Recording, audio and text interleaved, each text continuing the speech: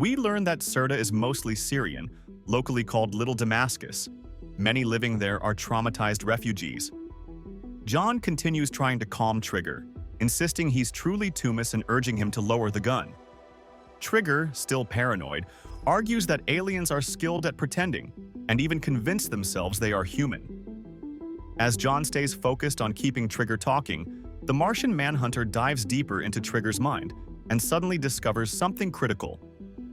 Meanwhile, John's heightened perception shows him the innocent people still hiding.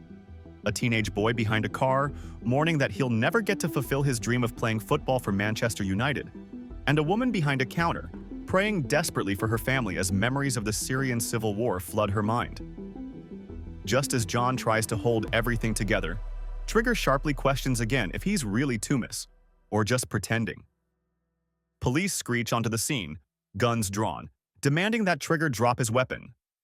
John quickly flashes his badge and begs them to hold off, insisting he's still talking to Trigger.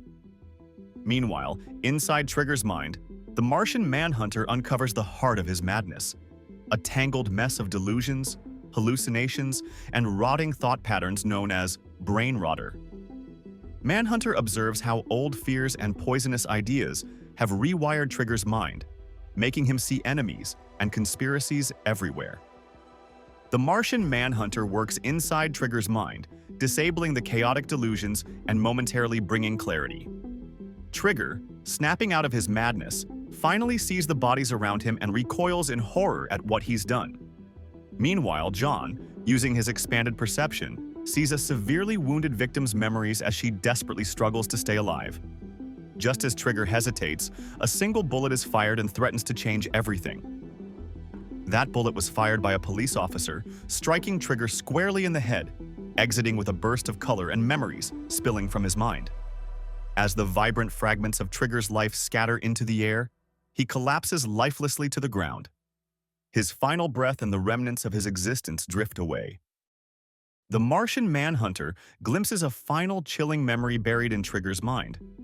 It's Trigger standing before the image of a white Martian around the time he murdered his parents. Manhunter realizes with deep concern that Trigger's mind had been invaded and manipulated, fueling his descent into madness.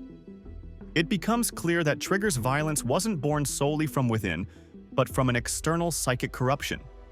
As Trigger's life ends, the memory violently disintegrates, leaving behind only emptiness and a lingering sense of dread.